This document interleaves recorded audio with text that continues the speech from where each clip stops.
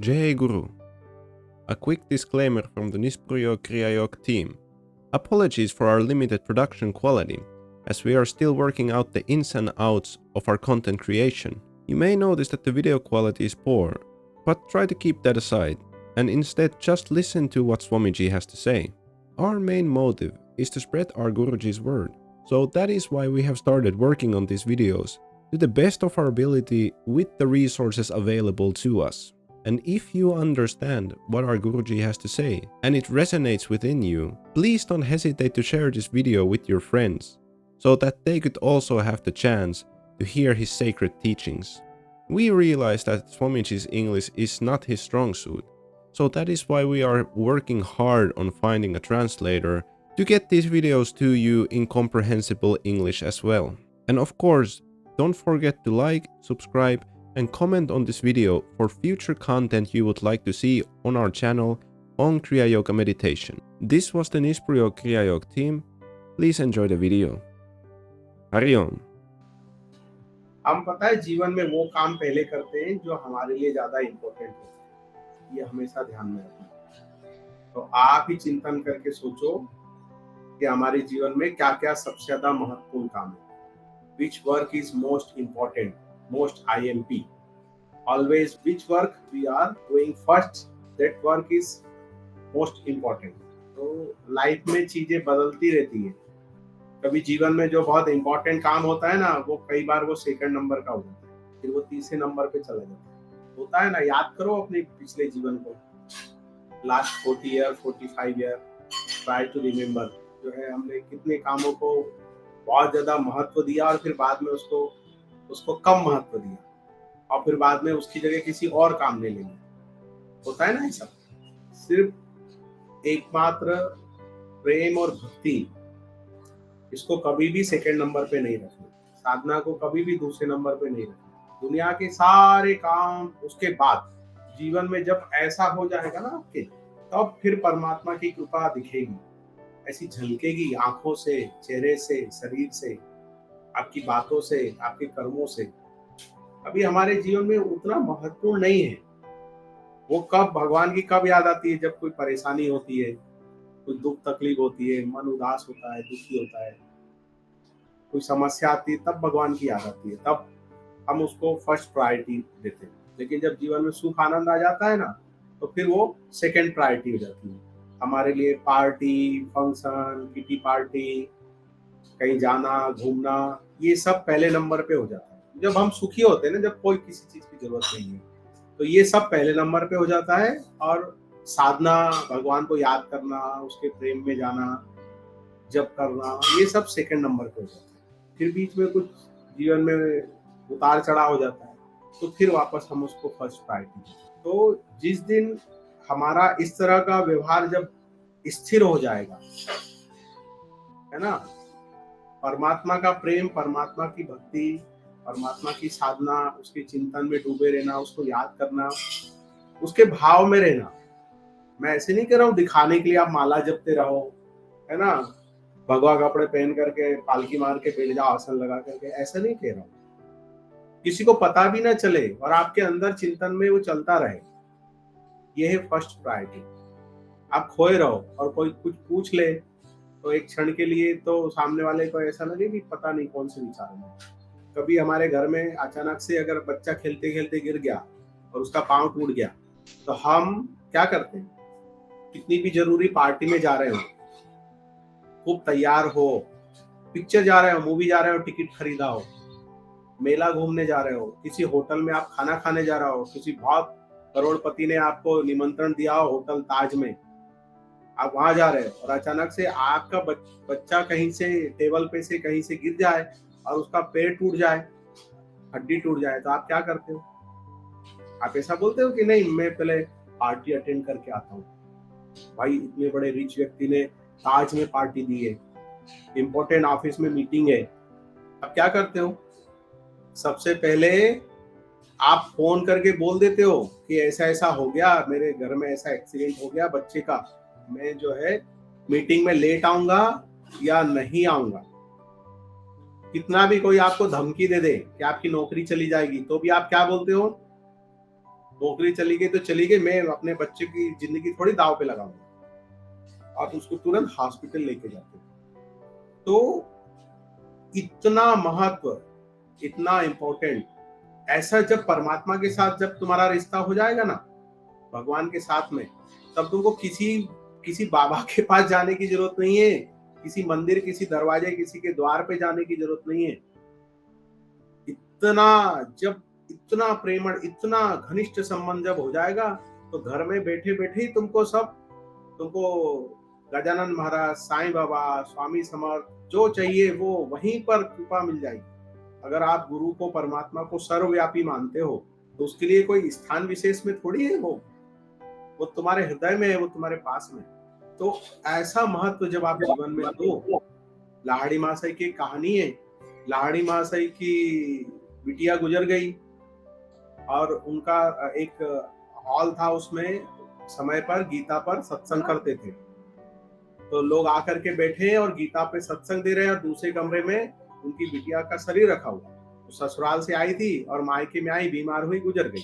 तो उन्होंने सत्संग किया, गीता पे जो बोलना था वो बोला, और उसके बाद फिर उसमें शामिल हुए। तो किसी ने प्रश्न किया था कि क्या आपको ऐसा, आपकी वो रखी है, शरीर रखा है और आप सत्संग कर रहे हैं, तो क्या आपको दुख नहीं होता?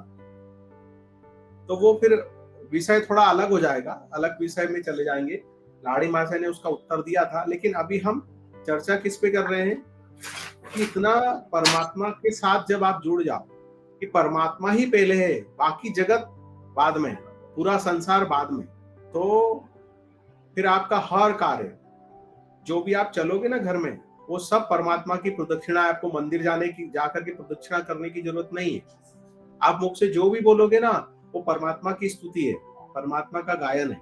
और आप जो भी करोगे अपने हाथों से, वो सब परमात्मा की पूजा मानी जाती है, क्योंकि अब आप उसके साथ ऐसे जुड़ गए हो कि आप उसके चिंतन में सोओगे और सुबह उठोगे ना, नींद खुलेगी तो आप देखोगे अंदर उसका चिंतन ही चल रहा है। जब करते करते सो गए, उठे तो अंदर कोई जप कर रहा है। जब ऐसी अवस्था हो जाती है ना, तो पूरा जीवन 24 घंटे आप पवित्र ही हो, क्योंकि आपकी साधना खंडित ही नहीं हुई है।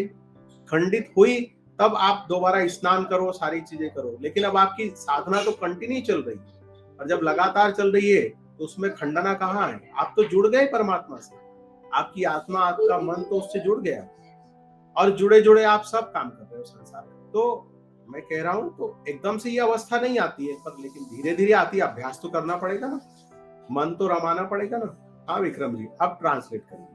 So Swamiji was saying that we always do that thing first which is most important for us, and we all should have found out by now that as life goes on, our priorities change. So whatever was priority maybe 20 years ago is not priority now, but that might have become priority number 2, and then over time it becomes priority number 3, and so on.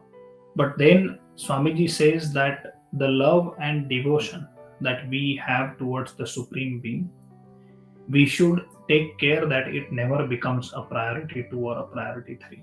It should always be priority 1. The sadhana that we do cannot be after or say lower priority than anything else we do.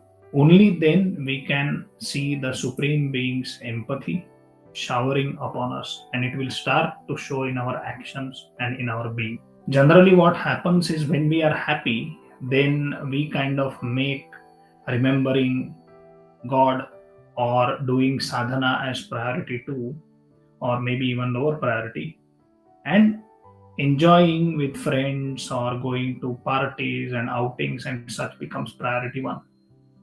But then as soon as some bad or low times come, then we run back to God and run back to our sadhana. So unless we make sadhana as the default priority 1, then getting the blessings of the Supreme Being will not happen.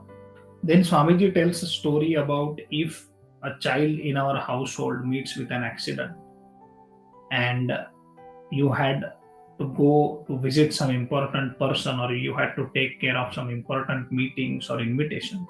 Would you go and attend that invitation and then come back and take care of your child's broken leg or bad health. That is not the case. What we rather do is we call and inform the inviter, that we will not be able to attend or make his invitation because we have this situation at home and we will come late, or maybe we might not come at all. Even if this would cause losses in your business or other material aspects, you will still always take care of the child in the household first. So, when your relation with the Supreme becomes this important and deep rooted, only then the blessings of the Guru will shower upon you. Then Swamiji tells an incident about Lahari Mahashaya's daughter who was visiting him, and she contracted some disease and she passed away. So when this was happening, there was a fixed time when Lahari Mahashaya would take lecture on the Gita. And during this time, his daughter passed away, and he attended the proceedings of his daughter's passing away only after completing the lecture. So, this is the importance of keeping the Supreme Being as the first priority. Once we are able to establish this in our being, then we will not have any need to go to a temple. And whatever we do, it will become the Supreme Being's worship.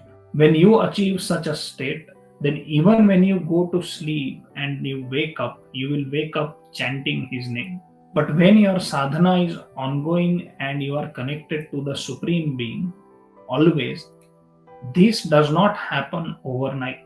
To achieve this state, you must do a lot of practice. Meillä on erilaisia prioriteetteja meidän elämässä, ja nuo prioriteetit muuttuu vuosien varrella. Varmaan olette huomannutkin, että lapsena se oli jotain muuta ja nyt, kuin mitä se nyt on. Mutta mitä Swamiji sanoo on, että nuo prioriteeteissa tärkein on tuo rakkaus tähän Supreme Being eli Jumalaan. Tuo prioriteetti pitäisi olla se numero 1 aina kaikissa elämänvaiheissa. Ja se tarkoittaa käytännössä sitä, että aina pidetään huolta siitä omasta sadhanasta, että tehdään se, että se pysyy siinä, että se on niin kuin se prioriteetti 1. Usein mitä tapahtuu on, silloin kun meillä menee hyvin, niin me saatetaan vähän niin kuin unohtaa tuo sadhana tai Jumala tai Supreme Being. Ja tällöin saattaa ne prioriteetit tulla toisenlaiseksi. Esimerkiksi saatetaan niin kuin, mennään nyt kavereiden kanssa juhliin tai tehdään nyt tai tehdään nyt tätä. Vähän niin se jää sinne taka-alalle. Ja sitten kun taas menee huonosti, niin sitten me juostaan takaisin siihen meidän henkiseen harjoitukseen. Ja sanotaan, tämähän on se minun prioriteetti numero 1. Kuitenkin ennen kuin tuo on tehty niin kuin meidän sisimmässäsi prioriteetti numero 1, niin että se ei siitä vaihu miksikään muuksi, niin ennen sitä tämän jumaluuden siunaukset tai gurun siunaukset ei oikein näy välttämättä omassa elämässä.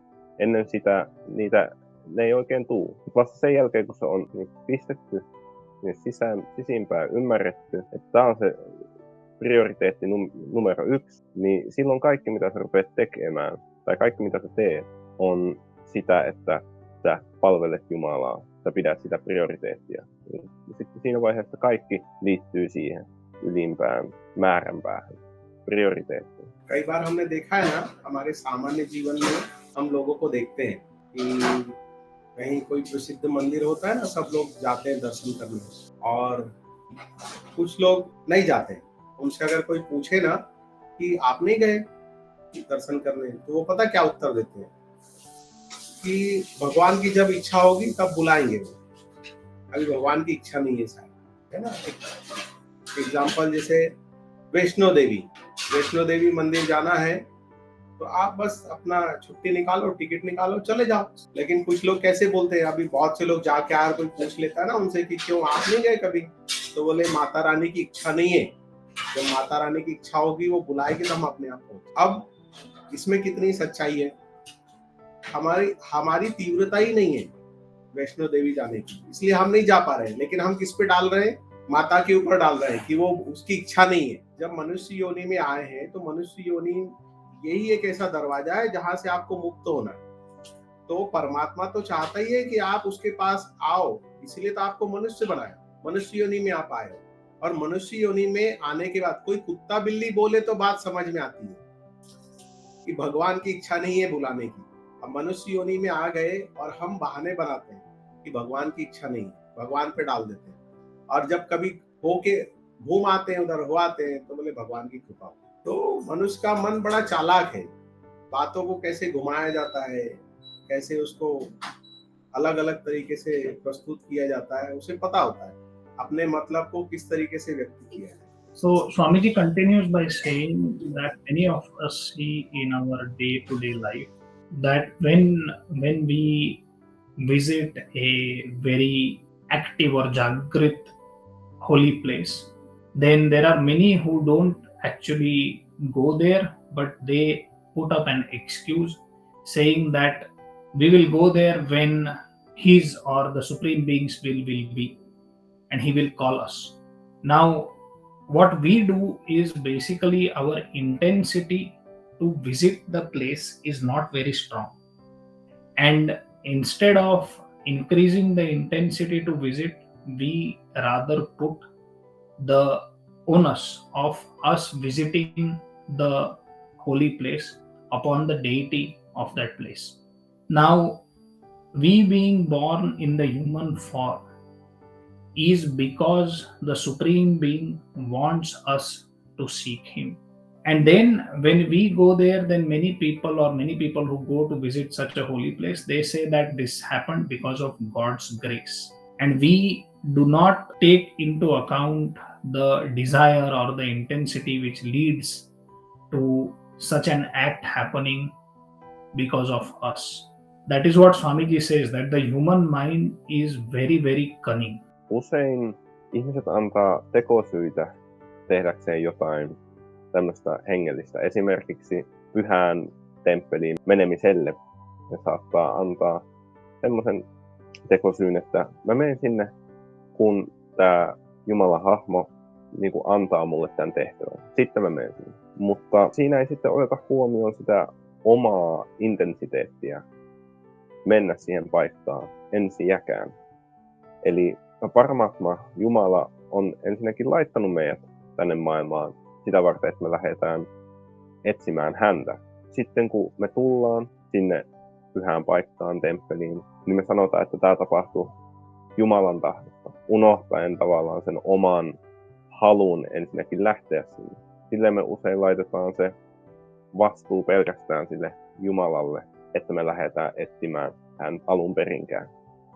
जो curd होता है, दही जमाया हुआ, वो रात को आप दही जमाओ और सुबह दही से जहां भी एक्जिमा है उसको आप साफ करो दही से। तो दही में जो बैक्टीरिया होते हैं वो आपके एक्जिमा को खत्म कर देते हैं। तो आप दही की मालिश करो, 10-15 मिनट रहने दो और उसके बाद स्नान कर लो गर्म पानी से। फिर कोई साबुन नहीं लगाना, कोई तेल नहीं लगाना, कुछ नहीं लगाना। दही के अंदर घी होता है, स्नेही तत्व होता है, तो उससे फिर आपको शरीर पे कोई तेल वेल लगाने की जरूरत नहीं। तो ऐसा अगर आप 43 दिन करते हो, कितना 43 डेज। अब वो 43 डेज इसलिए बोला क्योंकि जब कोई ग्रह बिगड़ता है ना तभी ऐसा होता है। तो अगर आप ये टोटका कर लेते हो, अब साइंस भी है इसमें और टोटका भी है ये, तो ये ऐसा कर लेते हो तो फिर आपको कभी लौट करके नहीं आएगा। शुक्र और राहु के गड़बड़ होने से ऐसा होता है। तो अगर कभी बाय चांस कभी किसी को ऐसा हो जाए, तकलीफ हो जाए, अष्टम में शुक्र है तो फिर ऐसी प्रॉब्लम होती है, या राहु की दृष्टि हो जाए या राहु बिगड़ जाए तब ऐसा होता है। एक्जिमा, खाज, खुजली, पहले ऐसे बोलते दाद खाज से हुआ बड़ भागी के होए। मतलब जब किसी का भाग्य उदय होने वाला रहता है, भाग्य बदलने वाला होता है, तब भी दाद खाज से हुआ होता है, पर वो एक निश्चित समय के लिए होता है और अपने आप ठीक हो जाता है। लेकिन अब पूरे शरीर में फैल जाए और तकलीफ हो जाए तो समझ लो वो बड़भागी नहीं है, वो कुछ और ही है। तब फिर उसको दही से आप उसको 45 दिन आप दही से धो लीजिए, स्नान करने के पहले आप दही लगा लीजिए और फिर 5-10 मिनट रहने के बाद फिर आप पानी से धो लीजिए. So Swamiji was first telling the use of alkaline water. So if you start having some sort of infection or allergy in the eye, like conjunctivitis, then you can use that stronger alkaline water to clean your eyes, and that might even prevent the infection in the very early stages, and you will not have to go through acute circumstances due to the infection. Then Swamiji was telling about another family whom he has been treating, and in that family all of them have gotten this kind of eczema. So it's like the skin becomes very dry and rough, and then it starts to kind of take this violet white form, and it is very itchy. So that eczema, it is caused because you use the same soap in the family and such, so it spread to the whole family. So even for curing that, Swamiji has asked them to make very strong alkaline water and then apply that on the affected parts. Another remedy that Swamiji is giving for the cure of eczema or any kind of skin disease is, if you make curd, then you kind of add a little bit of curd into warm milk and put it overnight, and then next day morning the whole milk will become like curd. So that curd, if you use and apply on the affected parts and keep it for around 15 minutes, and then wash those parts, and you continue this practice for around 43 days, then such skin disease or even very bad situations of skin disease like eczema in private parts also can be cured by this therapy. So you have to do it for 43 days, and generally this is caused by planets in your horoscope coming under malefic effect or they going weak. Puhuttiin aluksi emäksisestä vedestä, jota muun muassa tehdään koivun tuhkalla. Voi olla muitakin tapoja, joista en ole tietoinen, mutta ainakin koivun tuhkalla. Ja tällä voi muun muassa parantaa erilaisia tulehduksia, kuten silmätulehdusta. Jos sen saa kiinni ajoissa, niin sillä voi välttää isotkin oireilut. Ja sitten on tämä eksema. Onko se atooppinen iho suomeksi? En ole ihan varma. Sitäkin voi hoitaa tällä emäksisellä vedellä. On tehokas parannuskeino sille myös. HARIOM. My name is Kamlanand. Greetings from the Nispruhyogkriyayog team. We hope you enjoyed this video on our Guruji's lecture, as we enjoyed bringing it to you. We have just started out making these videos, so if you have any feedback on what we could do better, please leave it in the comments section below or send it to our email. If you would like to be initiated into Kriyayoga or to meet with our Guruji, you can find our contact detail in the description below. And of course, don't forget to like, subscribe and share this video with your friends and family, so that they can also have the chance on hearing our Guruji's sacred teachings. And if you would like any questions answered, please leave them in the comment section below and we will do our best to answer them there. Thank you for your time. This was the Nispruhyogkriyayog team. Jai Guru. HARIOM.